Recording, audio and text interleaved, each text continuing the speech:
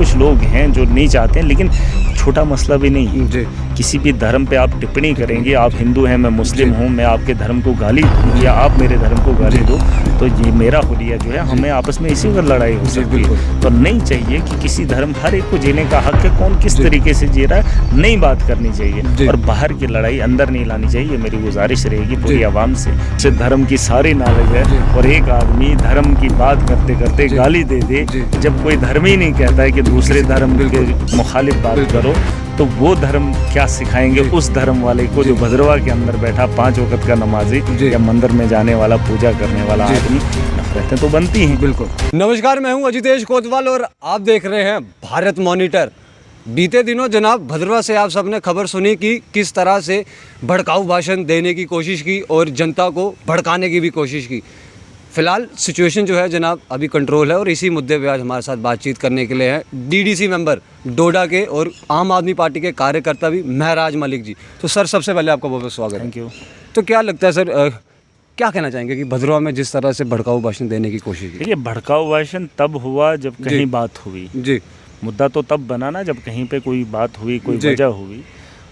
दिल्ली में बात हुई तो असरात भद्रवा में हुए, असरात देश के कोने कोने में। बात वो नहीं है कि भद्रवा में क्या हुआ, भड़काऊ भाषण किसने दिया, बात ये है कि उसकी नौबत क्यों आई। देखिए, आप अगर देश के चैनल्स को देखेंगे, शाम के वक्त जब लोग थके हुए आते हैं तो खबरें सुनना चाहते हैं। हाँ, तो वहाँ जब धर्म की बात आती है, ऐसा अधार्मिक आदमी जो अब धर्म की बात करे तो ऐसे पैर से बयान दे तो असरात तो पड़ेंगे। अब जो आदमी 5 वक्त का नमाजी हो, मंदिर में जाने वाला आदमी हो, उसे धर्म की सारी नॉलेज है, और एक आदमी धर्म की बात करते करते गाली दे दे, जब कोई धर्म ही नहीं कहता है कि दूसरे धर्म के मुखालिफ बात करो, तो वो धर्म क्या सिखाएंगे उस धर्म वाले को जो भद्रवा के अंदर बैठा 5 वक्त का नमाजी या मंदिर में जाने वाला, पूजा करने वाला आदमी। नफरतें तो बनती हैं। बिल्कुल, है ना। तो ये हालात हैं। मैं ये कह रहा हूँ कि वहाँ भड़काऊ भाषण नहीं, भड़काऊ भाषण दिल्ली में हुआ है, उसके असरात देश के कोने कोने में हुए, और जिसका वो टीआरपी कमाना चाहते हैं वो लोग तो कमाई कर लेते हैं, लेकिन फिर देश के अंदर जो होता है उसका नुकसान यहाँ का नागरिक झेलता है। जी, तो फिलहाल अभी भद्रवा में किस तरह से? देखिए, नॉर्मल सिचुएशन है, ऐसा नहीं है कि वहाँ हालात ख़राब हुए। हाँ, कुछ लोग हैं जो नहीं चाहते हैं, लेकिन छोटा मसला भी नहीं है। किसी भी धर्म पे आप टिप्पणी करेंगे, आप हिंदू हैं, मैं मुस्लिम हूँ, मैं आपके धर्म को गाली दूँ या आप मेरे धर्म को गाली दो, तो ये मेरा हुलिया जो है, हमें आपस में इसी वक्त लड़ाई हो सकती है। तो नहीं चाहिए कि किसी धर्म, हर एक को जीने का हक है, कौन किस तरीके से जी रहा है नहीं बात करनी चाहिए, और बाहर की लड़ाई अंदर नहीं लानी चाहिए। मेरी गुजारिश रहेगी पूरी आवाम से। कुछ लोग हैं जो उनकी बात पर उतना रिएक्ट नहीं करना चाहिए था। चलो, बहरहाल अब होता है, जज्बात होते हैं धर्म के मामले में। जैसे आप भी धार्मिक हो, हम भी धर्म को मानने वाले हैं, है ना, पूजा तो सब करते हैं, है ना। तो जब उनकी उस बात पे ठेस लगे तो यकीनन ऐसा माहौल होगा, उसको कंट्रोल करने के लिए दिल्ली के स्टूडियोज को कंट्रोल करना चाहिए। जी, चलिए।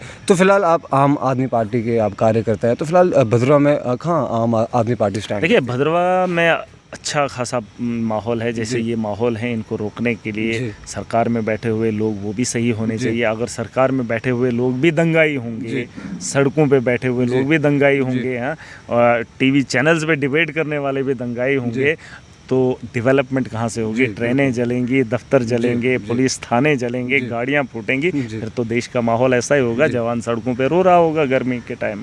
तो यही है कि माहौल अच्छा है, आम आदमी जाग रहा है, आम आदमी सही जगह पे। तो भाजपा दावा करती है कि इस बार 50 के पार। रविंद्र राणा जी तो जब भी इंटरव्यू होते हैं तो यही दावा करते हैं कि हम 50 के पार जाएंगे। नहीं, वो तो आज भी कह रहा है कि जो भी काम हो रहे हैं ये हमने कराए। इस वक्त तो भाजपा सेंटर में भी इक़्तिदार में है।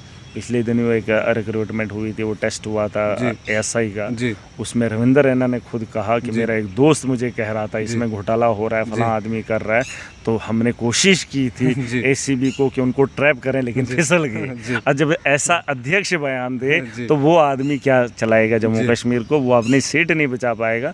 मुझे लगता है कि एक वक्त में ये बात सच है कि जम्मू कश्मीर, जम्मू के लोग, जम्मू का युवा मोदी के लिए जान की बाजी लगा सकता था, उसकी पूजा करता था।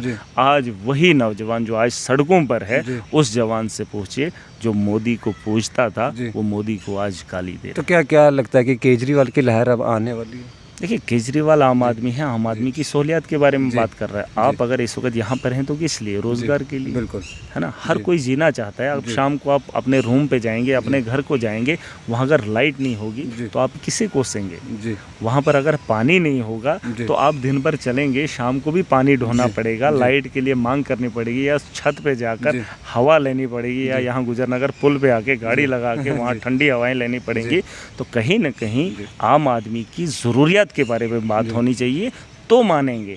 वरना ये सड़कों पे आ रहे हैं, उन जवानों से मैं गुजारिश करना चाहूँगा, आंदोलन का हिस्सा बनिए। हमने आंदोलन किया था तो सत्ता में आए, आज दिल्ली खुशहाल है, पंजाब खुशहाली की ओर जा रहा है। जम्मू कश्मीर का नौजवान जो आज इनसे भीख मांग रहा है, महराज उनसे कह रहा है कि अगर वो इस इनकलाब के साथ जुड़ेंगे, खुदा की कसम करके कहता हूँ, वो दिन दूर नहीं, जिस वक्त चुनाव होंगे उसके ठीक 1 महीने के अंदर ये सारा बदलाव देखेंगे। और जितने भी कैजुअल लेबरर्स हैं, ये परमानेंट करने की बात कर रहे हैं ना, हम उनको 10 साल या 7 साल जिसने सर्विस की होगी, एज़ पर जिस तरीके से बाकी लोगों को वो हक मिला, हम चाहेंगे कि आज हमारे वो लोग रिटायरमेंट के बाद घर जा रहे हैं, वही 750 या 9000 लेके घर जा रहे हैं। पेंशन का कोई मसला नहीं, पुरानी तनख्वाह के बारे में कोई इल्म नहीं, हम उनको पुराना हिसाब किताब भी चुकता करके देंगे और नए जवानों के लिए रोज़गार भी लेकर आएंगे। और ये हम खुद के लिए नहीं आए हैं, हमारी पार्टी इसलिए, वरना पार्टियों की कमी नहीं थी देश के अंदर, महराज को सियासत करने की ज़रूरत नहीं थी। लेकिन जब वो लोग असली सियासत नहीं कर पाए, वो लोग मुझसे मेरा हक देने के बजाय छीन रहे हैं, तो महराज जैसे इंसान को खड़ा होना पड़ा, अरविंद केजरीवाल जैसे शख्स को आंदोलन से उठकर सत्ता की कुर्सी को संभालना पड़ा। देखिए, ये चीज़ें हम लोगों को समझनी चाहिए। जब तक न ईमानदार लोग सत्ता में आएंगे, तब तक इन चीज़ों से आप लोग परेशान होते रहेंगे, सड़कों पे डंडे भी खाएंगे और आंसू भी बहाएंगे, लेकिन ये लोग सुनने वाले नहीं है। चलिए, बहुत बहुत शुक्रिया। तो फिलहाल जनाब, ये थे महराज मलिक जी, जिन्होंने अपनी राय आप तक रखी। आप भी इस वीडियो के नीचे कमेंट ज़रूर करिएगा। फिलहाल मुझे दीजिए इजाज़त। जय हिंद, जय भारत।